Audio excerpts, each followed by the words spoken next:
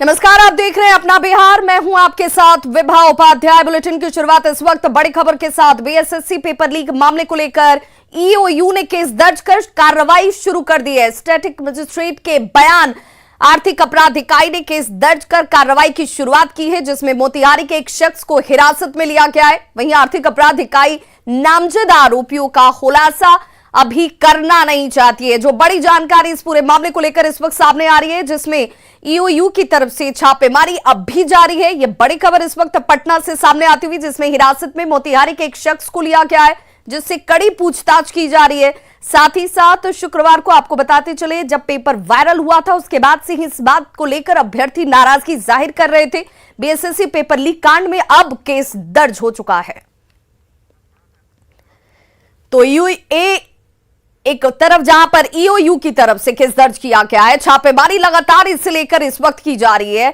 कल मोतिहारी से paper leak को लेकर के लगातार सवाल उठने शुरू हुए और उसी वक्त से अब शुक्रवार को जब पेपर लीक होता है, वायरल होता है, उसके बाद से कार्रवाई की मांग की जा रही थी और अब केस दर्ज कर लिया गया है। शुक्रवार को लीक हुए बीएसएससी पेपर कांड की जांच आर्थिक अपराध इकाई की टीम ने शुरू कर दी है। इस पूरे मामले में आर्थिक अपराध इकाई की टीम ने एक एफआईआर लॉन्च किया है, जिसमें 2 लोगों को नेम्ड एक्यूज्ड बनाया गया है। आर्थिक अपराध इकाई के अधिकारियों से न्यूज 18 की बातचीत हुई है और उसमें यह बताया गया है कि क्वेश्चन पेपर जो है वो मोतिहारी से वायरल हुआ है। जिन 2 लोगों को नेम्ड एक्यूज्ड बनाया गया है, उनके नामों का खुलासा फिलहाल आर्थिक अपराध इकाई की टीम नहीं कर रही है, चूंकि जांच और अनुसंधान जो है वो चल रहा है। इस पूरे मामले में छापेमारी जो है वो लगातार चल रही है और आर्थिक अपराध इकाई के अधिकारियों का कहना है कि जल्द ही इस पूरे मामले का खुलासा किया जाएगा। सबसे बड़ी बात यही है कि मोतिहारी से जहां से ये क्वेश्चन पेपर वायरल हुआ है, उस बात की जानकारी आर्थिक अपराध इकाई की टीम को मिल गई है और जांच और एक शख्स को भी इस पूरे मामले में हिरासत में लिया गया है, उससे पूछताछ चल रही है और उसके आधार पर जिन लोगों के बारे में जानकारी मिली है आर्थिक अपराध इकाई की टीम को, उनको पकड़ने के लिए ताबड़तोड़ छापेमारी जारी है। तो निश्चित तौर पर एक बार फिर से बिहार में परीक्षा पद्धति जो है वो सवालों के घेरे में है। बीपीएससी पेपर लीक कांड सबको याद होगा कि किस तरीके से उस पूरे मामले में आर्थिक अपराध इकाई की टीम ने कार्रवाई की थी, कई लोग गिरफ्तार किए गए और पूरे मामले में जांच अब भी चल रही है। और इधर बीएसएससी पेपर लीक कांड की बात सामने आई है, जांच चल रही है, देखना होगा कौन से लोग इसमें इन्वॉल्व थे। क्वेश्चन पेपर को बाहर नहीं निकलना था एग्जामिनेशन सेंटर के, उसके बावजूद 1 घंटे के बाद क्वेश्चन पेपर जो है वो सब जगह निकल गया, आ गया, कई परीक्षार्थियों के व्हाट्सएप पर आ गया और फिलहाल इस पूरे मामले में अब क्या कुछ निकल कर आता है, इस पर सबकी निगाहें टिकी हुई हैं। कैमरा पर्सन अजय दुबे के साथ संजय कुमार, न्यूज 18 पटना। तो दुर्भाग्यपूर्ण देखिए क्या क्या इस पूरे मामले में। दरअसल 8 साल के बाद बीएसएससी की परीक्षा हुई और पहले ही दिन बीएसएससी की इस परीक्षा ने विवाद का रूप ले लिया। प्रश्न पत्र लीक होने के आरोपों के बाद अभ्यर्थी अब इसे लेकर बेहद नाराज है, क्योंकि एक लंबा वक्त इंतजार में उनका बीता और 8 साल बाद जब परीक्षा हुई उसके बाद भी विवादों के साथ नाता टूटता नजर नहीं आ रहा। अभ्यर्थी बिहार कर्मचारी चयन आयोग और सरकारी तंत्र से बेहद नाराज है। अभ्यर्थियों ने आयोग पर गंभीर सवाल खड़े कर दिए हैं। अभ्यर्थियों ने जल्द से जल्द परीक्षा को रद्द कर सीबीआई से इसकी पूरी जांच कराने की मांग की है। साथ ही नए सिरे से परीक्षा आयोजित करने की मांग भी अब अभ्यर्थी करने लगे हैं। अभ्यर्थियों ने आयोग पर गंभीर सवाल खड़े किए हैं। स्टूडेंट का तो पूरा एकदम ऐसे हर बिहार का ये कोई भी एग्जाम हो तो लीक होना ही है एकदम, ठीक है। स्टूडेंट में बहुत असर पड़ता है एकदम। हम लोग इतना दूर से एकदम तैयारी करके आते हैं। कहाँ से आए? हम विक्रमगंज से आए हैं। विक्रमगंज रोहतास डिस्ट्रिक्ट से। रोहतास से आए हैं और रात में ही आ गए होंगे? हम 3 बजे 4 बजे निकल गए, 3 बजे निकल गए थे सुबह से। और जब रात में आदमी चलता है, दूसरे जिलों से पहुंचता है और जब पहुंचने के बाद पता चलता है कि क्वेश्चन पेपर लीक नहीं, तो बहुत बुरा लगता है ना। फिर एक बार दोबारा मेहनत करना पड़ा, फिर से सेंटर पे आई है। सरकार की फेल्योर है और कुछ नहीं है। बार बार यही रिपीटेड हो रहा है। बीपीएससी में सेम हो रहा है। ये कल भी सुनने में आया कि फर्स्ट पेपर लीक हो गया, तो विद्यार्थियों का तो मनोबल डाउन होता ही है।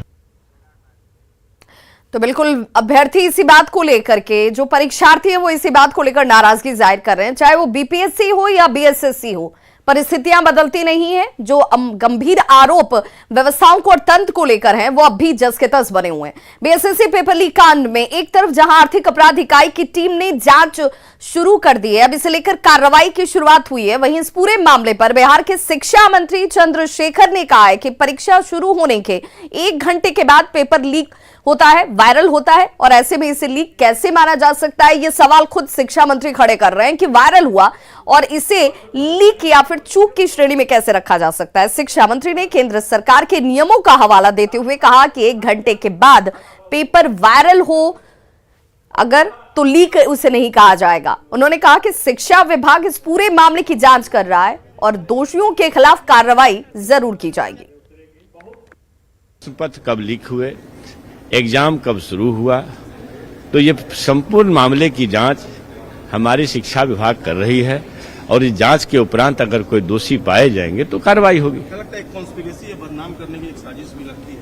पहले तो उसका टाइमिंग क्या है ये हमको खुद पता नहीं है कि किस टाइम में प्रश्न पत्र लीक हुए हैं। अगर एग्जाम शुरू होने के 1 घंटा के बाद प्रश्न पत्र लीक होते हो उसका कोई मतलब नहीं। सारण में जहरीली शराब से 80 से ज्यादा लोगों की मौत के मामले में प्रशासन ने अब एक बड़ा दावा किया है। सारण के एसपी संतोष कुमार ने कहा है कि एक होम्योपैथी दवा से ये जो शराब थी, जो शराब का सेवन कर ये लोगों की जान जाती है, शराब जहरीली हो जाती है, उसके पीछे एक होम्योपैथिक दवा का हवाला दिया जा रहा है। पुलिस ने भारी मात्रा में प्रतिबंधित होम्योपैथी दवा को जब्त किया है, जिसे जांच के लिए अब लैब भेज दिया गया है। पुलिस ने इस पूरे मामले में 5 लोगों को गिरफ्तार किया और गिरफ्तार लोगों में संजय महतो, शैलेंद्र राय, सोनू कुमार गिरी, अर्जुन महतो और राजेश सिंह उर्फ डॉक्टर का नाम शामिल है। राजेश सिंह उर्फ डॉक्टर जलालपुर थाना क्षेत्र के नूर नगर गांव का रहने वाला बताया जा रहा है, जो होम्योपैथिक दवाओं में मिलावट कर शराब बनाकर सप्लाई करने का काम कर रहा था। वहीं शराब कांड में 2 चौकीदारों को बर्खास्त कर दिया गया है। मकेर के गणेश मांझी और मढ़ौरा के हसनपुरा के माणिक राय को बर्खास्त किया गया है। दोनों पर शराब बिक्री में शामिल होने का आरोप है।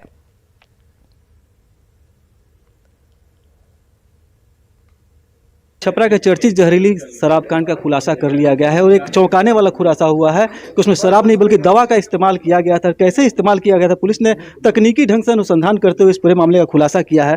सर, क्या मामला सामने आया है ये जो खुलासा हुआ है? जैसा कि मैंने अभी प्रेस कॉन्फ्रेंस में आपको बताया कि होम्योपैथिक दवा जो है एक राजेश सिंह नाम का आदमी है जो कि पूर्व में कहीं पर ये सीखा था और होम्योपैथिक दवा को ये उससे शराब, मिलावटी शराब बनाता है और उसको जो पहले से सप्लाई चेन चल रहा है उसमें अपने आप को फिट इन किया और उसके थ्रू जो है ना इसने वितरित किया और उसी कारण से जो है इस तरह की घटना घटित हुई। उसमें पूरा का पूरा चेन जो है, जहाँ से जो लोग पी करके बीमार हुए, जिन्होंने वितरित किया और जिन लोगों ने बनाया, उन सभी लोगों को हम लोगों ने गिरफ्तार किया है। साथ ही साथ उनके निशानदेही पर इन केमिकल्स को, जो होम्योपैथिक दवा वाला जो केमिकल्स है उसके बॉटल्स को सभी को बरामद किया गया है। साथ ही साथ इसके परीक्षण के लिए हम लोग इसको FSL भी भेज रहे हैं और साथ ही साथ इस पूरे नेटवर्क में कि कहाँ से किसने पिया था और साथ ही साथ कहाँ से आपूर्ति हुई थी, इसमें संलिप्त सभी लोगों को चिन्हित कर लिया है और कई लोगों की गिरफ्तारी हो चुकी है और कई की जो गिरफ्तारी बाकी है उसके लिए जो गठित SIT है वो लगातार काम कर रही है और जल्द ही उन लोगों को भी गिरफ्तार कर लेगा। इसमें जो मास्टरमाइंड है, जैसा कि मैंने बताया कि राजेश सिंह डॉक्टर है जो कि इस कला को जानता है कि कैसे इसको बनाया जा सकता, और उसी ने इस चीज़ को इंट्रोड्यूस किया है कि एक स्प्रिट के बदले जो है सब्स्टिट्यूट के रूप में होम्योपैथिक दवाई का भी इस्तेमाल किया जा सकता है और उसको भी डाइल्यूट करके और विभिन्न चीज़ों को मिला करके उस शराब की तरफ उसको सेवन किया जा सकता है और उन्होंने लोगों को इसको वितरित करके पिलाया। तो बिल्कुल आपने देखा कि एसपी साहब ने साफ तौर पे कहा कि शराब को सब्स्टिट्यूट के रूप में दवा का इस्तेमाल किया गया और उससे ही ये मौतें हुई है। जब खुलासा हो चुका है, जो तमाम पकड़े गए अपराधी है उन्हें अब जेल भेजा जा रहा है और आगे की जांच अभी भी जारी है कि आगे फॉरवर्ड और बैकवर्ड लिंकेज कौन है। संतोष गुप्ता, न्यूज़ 18 छपरा। खबर दानापुर से, जहां पर अब जमीन शराब को उगल रही है। जी हां, तस्वीर हम आपको दिखाने जा रहे हैं और इन तस्वीरों को देखकर आपके जहन में उठ रहे सवालों के जवाब मिल जाएंगे। देखिए जरा, ये वो तस्वीर है जहां किस तरह से जमीन के अंदर से शराब निकल रही है, क्योंकि यहां शराब बनाई जाती है। शराब बनाने के लिए जावा महुआ को यहां देखिए जमीन में किस तरह से गाड़ा गया है। यही महुआ सड़कर शराब बनती है और जो मौत का कारण भी बन जाती है। फुलवारीशरीफ पुलिस ने ASI राजेश्वर पंडित के नेतृत्व में इस जावा महुआ को नष्ट किया है और इसके बावजूद दूसरे दिन से ही इस तरह के नजारे देखिए सामने आने शुरू हो गए अलग अलग जगहों से। यानी ये सिलसिला जो है वो थमने का नाम नहीं ले रहा, लेकिन कार्रवाई एक के बाद एक लगातार जारी है।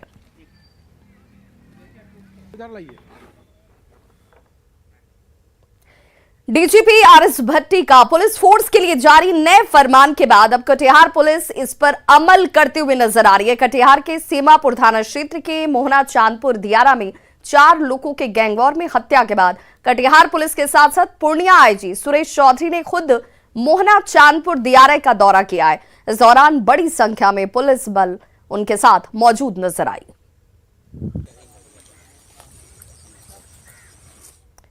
मोतिहारी के रामगढ़वा थाना के नीरीगिर में ईंट भट्ठे की चिमनी में ब्लास्ट में 8 लोगों की जान जा चुकी है। कई लोग इस दौरान घायल भी हुए। ब्लास्ट मामले की जांच को लेकर अब डीएम ने 3 सदस्यीय टीम का गठन किया और अपर समाहर्ता रैंक के 3 अधिकारी ब्लास्ट की जांच करने वाले हैं। एसडीआरएफ की टीम मलबा हटाने के काम में इस वक्त जुटी हुई है। तस्वीरें आपके सामने और देखिए किस तरीके से रामगढ़वा थाना क्षेत्र के नीरीगिर में ये ब्लास्ट हुआ और 8 लोगों ने अपनी जान गंवा दी, जबकि कई लोग जख्मी भी हुए हैं। तो मोतिहारी में चिमनी ब्लास्ट पर प्रधानमंत्री नरेंद्र मोदी ने दुख जाहिर किया है। उन्होंने दुख जताया। प्रधानमंत्री नरेंद्र मोदी ने ट्वीट किया और लिखा कि मोतिहारी में एक ईंट भट्ठे में हुए हादसे में लोगों की मौत से व्यथित हूं। शोक संतप्त परिवारों के प्रति मेरी संवेदना है। घायलों के जल्द स्वस्थ होने की ईश्वर से प्रार्थना करता हूं। पीएम एनआरएफ से प्रत्येक मृतक के परिजनों को 2 लाख रुपए और घायलों को 50,000 रुपए की अनुग्रह राशि दी जाएगी।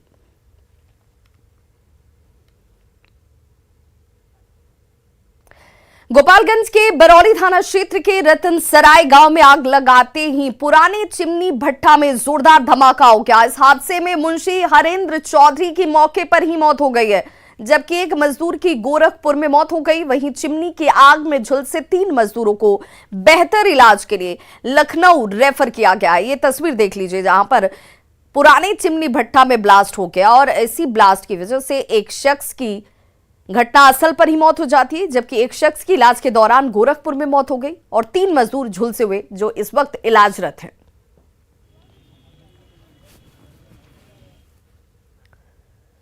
बड़ी खबर हाजीपुर से आ रही है, जहां पर बिजली विभाग के लाइनमैन की गोली मारकर हत्या कर दी गई है। अपराधियों ने अजय तिवारी को 8 गोलियां मारी हैं। बताया जा रहा है कि लालगंज स्थित केदार चौक पर अजय तिवारी की दुकान है, जहां सुबह ही दुकान पर 2 अपराधी पहुंचे और सिगरेट की डिमांड की। जब वो सिगरेट देने लगे तभी अपराधियों ने गोलियों से अजय को भून दिया। पूरी घटना का सीसीटीवी फुटेज सामने आ चुका है। आप तस्वीरों में देख सकते हैं कैसे अपराधी आते हैं और तब तक गोली मारते हैं जब तक अजय तिवारी ने दम नहीं तोड़ दिया। ये तस्वीर देख लीजिए।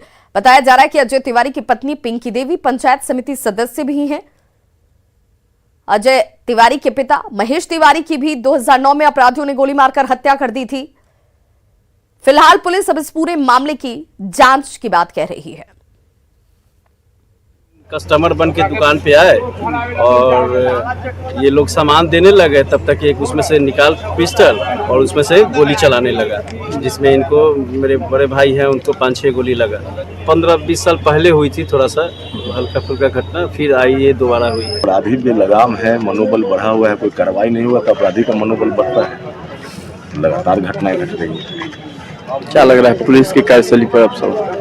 अब पुलिस से बढ़िया से काम करेगी तो अपराधी घटना कम होगी। तो पुलिस तो बिहार पुलिस की स्थिति है दारू और बालू में कलेक्शन में लगा हुआ है, तो अपराधी से कोई मतलब नहीं है, तो स्वाभाविक है कि अपराध बढ़े।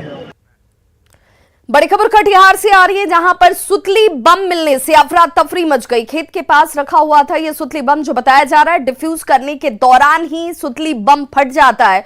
किसी तरह का हालांकि नुकसान नहीं हुआ है, ये राहत की बात जरूर रही। प्राणपुर थाना के बुद्धनगर गांव की यह घटना है, जहां पर खेत में ये सुतली बम पड़ा हुआ था और अचानक से इसमें ब्लास्ट होता है। खेत के पास ही इस सुतली बम में जैसे ब्लास्ट हुआ, अफरा तफरी का माहौल जरूर देखा गया, लेकिन किसी तरह के जानमाल का नुकसान नहीं हुआ है।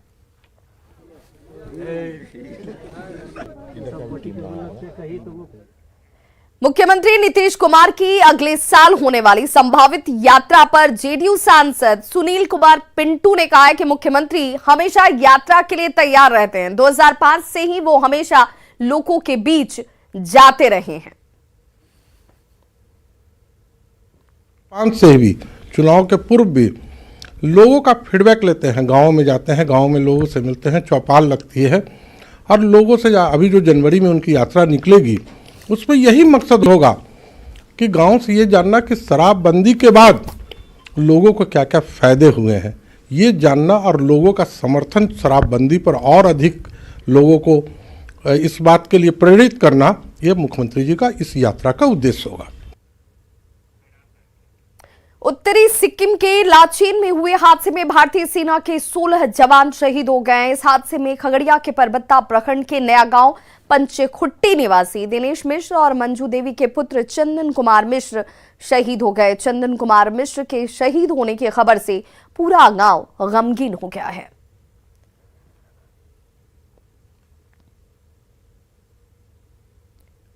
दूरभाष के द्वारा पता चला जी। और जहाँ तक उनके माता पिता की बात है तो माता पिता को अभी यह न्यूज़ नहीं दिया गया है। उनको यही कहा गया है कि अभी वो इलाजरत हैं। आर्मी में कब वो मतलब पोस्ट कब से मतलब ज्वाइनिंग हुई थी उनकी? 2001 में। शादी हुई थी कि नहीं? बाल बच्चा करना है? एक बेटा एक बेटी। शादी कब हुई थी? 2008 में। शुक्रवार को सिक्किम में हुए हादसे में 16 जवान शहीद हो गए थे। इन जवानों में कारा के प्रमोद सिंह भी शामिल हैं। प्रमोद सिंह उद्वंत नगर के वामपाली के रहने वाले थे। प्रमोद सिंह के शहीद होने की खबर से पूरे गांव में सन्नाटा पसरा हुआ और लोगों में गम का माहौल है।